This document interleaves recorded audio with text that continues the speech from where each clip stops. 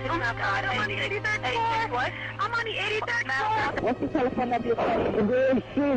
You can do any 441 2623. Are they going to be able to get somebody up here? Well, of course, man. We're coming up for you. Two of us in this office. We're not ready to die, but it's getting bad. There's no one here yet, and the floor is completely engulfed. We're on the floor, and we can't breathe. Please, hurry. No fire for now, and no smoke, right? Of course there's smoke. Where are you? Which way you guys up to? We're getting there. Doesn't feel like it, man. I got one kid. It's very hot. I don't see any air anymore. Okay. All I see is smoke. Smoke rises, kid. We're on the floor. We're in a window. Can't see. Can you stay on the line with me, please? Yes, ma'am. I'm going to die, aren't I? No. I'm going to die. Ma'am, say your prayers. Thank God to blow you in from the left. Help! Ma'am? Help! What the hell happened? Oh, my God. Oh, God!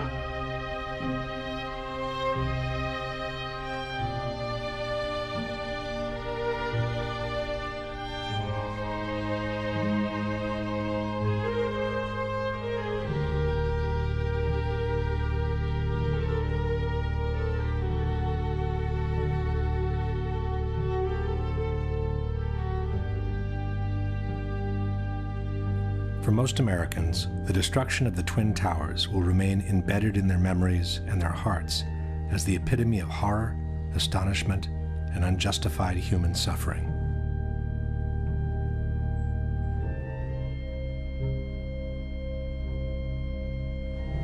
But for some, it may have represented the moment where large corporate interests of global reach and cynical economic greed found the perfect place for a secret encounter. Common wisdom has it that the September 11 attacks destroyed two of the best jewels America has ever had. But exactly jewels, the Twin Towers, were not. While they sat on some of the most valuable real estate in the world, after 30 years the Twin Towers had become obsolete.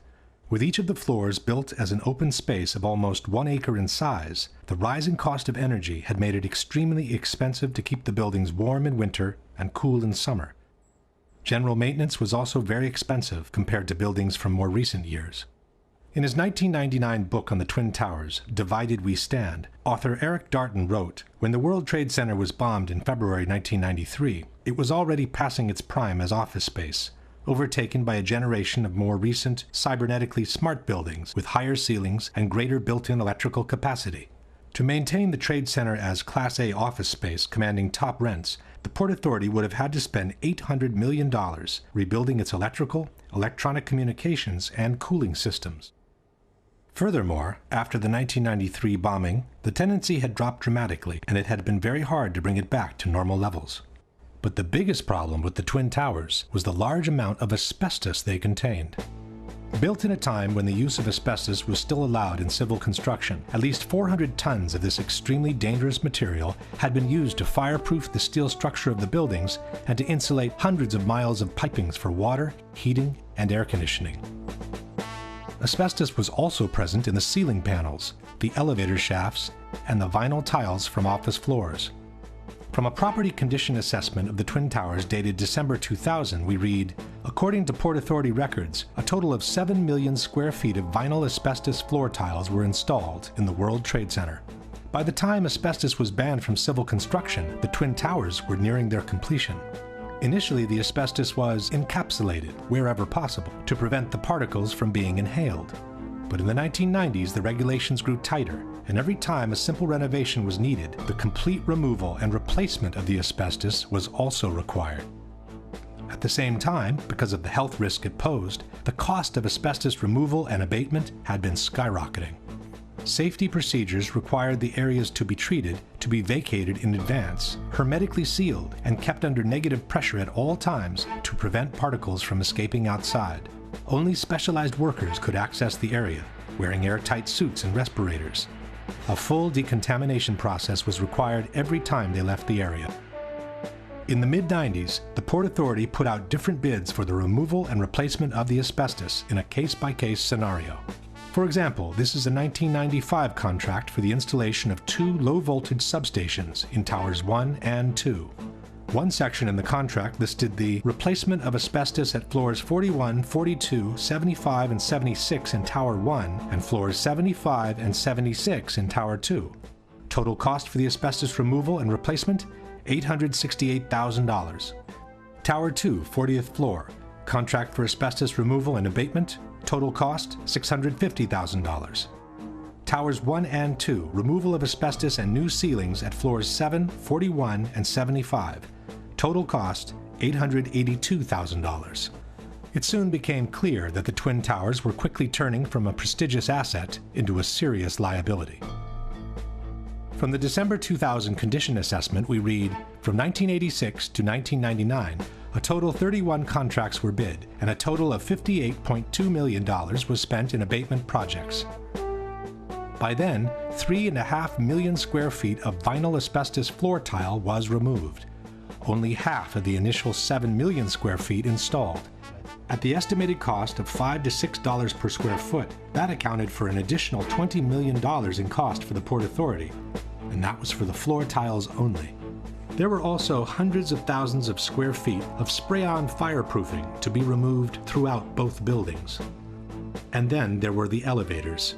This is the list of elevator shafts with asbestos-containing material as of December 2000. This is Tower 1, and this is Tower 2. Reportedly, by the year 2000, the Port Authority was looking at an asbestos abatement bill of as much as $1 billion, the same money it would have cost to build a brand new tower. Back in the 90s, the Port Authority had sued the insurance companies, trying to get them to cover the cost of the asbestos removal. But in May 2001, 4 months before the terrorist attack, the Port Authority of New York and New Jersey lost their 10-year-old court battle. At that point, the Port Authority was between a rock and a hard place. The Twin Towers could no longer be maintained without incurring the cost of asbestos removal, yet they could not be demolished because of the large amounts of asbestos they contained. The only remaining option was to dismantle and remove the two poison-filled giants one piece at a time. But the cost of such an operation would have been so astronomical that no one has ever tried to put a number on it. Luckily for all, the stalemate was broken when a real estate tycoon named Larry Silverstein, who already owned Building 7, offered to purchase a 99-year lease for the Twin Towers. 76 years old, and look at him go. He walks fast, talks fast, and is always selling. Silverstein seemed in a big hurry to close the deal. Even though he had been hospitalized for a car accident during the bidding operations, he asked his doctors to take him off the morphine so the deal could be finalized. So I told the doctor, I said, kill the morphine, and I got to get my people in here, because you can't think with morphine. So they let the morphine run down. The pain was terrible, but I brought everybody together, and that's when we framed our best and final bid. On July 24, 2001, Larry Silverstein celebrated the acquisition of the Twin Towers with a public ceremony. Silverstein signed the lease on the World Trade Center just 6 weeks before 9/11. He then took out an insurance policy covering the Twin Towers for $3.2 billion in case of total destruction. Silverstein then began spending every morning of the week in his new office in the North Tower. And so my mornings were spent at the Trade Center, and then by noon I was back uptown. But on September 11, luckily for him, Silverstein didn't go to work. Even though he had already scheduled a business meeting in the North Tower, he found out that his wife had made an appointment for him at the dermatologist. The morning of September 11th, Silverstein was scheduled to have breakfast at the restaurant at the top of the North Tower. He canceled at the last minute at the insistence of his wife, Clara, who wanted him to go see his dermatologist. That particular morning, my wife, God bless her, had made an appointment for me at the doctor. And I said, okay, yes, dear, I'll go. Everyone who was in that restaurant that morning perished. And then, just minutes later, received a telephone call to turn on a television set and witnessed this horrendous circumstance. This is how, on the evening of September 11, Larry Silverstein found himself in control of some 12 million square feet of new office space to be built on some of the most valuable real estate in the world. And since the terrorist attacks had been two separate events, contended Silverstein, the insurance companies would have to pay him $7 billion to rebuild what he has always been calling My Three Towers. I will spend $7 billion on My Three Towers. Eventually, a settlement was reached for $4.5 billion, which was still 1/3 more than the amount initially insured by Silverstein. And since on September 11, due to the terrorist attacks, Building 7 had also been destroyed, Silverstein received another $800 million to rebuild a skyscraper that had originally cost $400 million. It's a much more beautiful building. It's a glass facade, allows the light to come into the space. The views on four sides are phenomenal, and the space looks magnificent. In the meantime, all the asbestos from the Twin Towers has been inhaled by the citizens of downtown Manhattan, and especially by the first responders and volunteers who worked at Ground Zero, who are now being decimated by mesothelioma and other pulmonary diseases.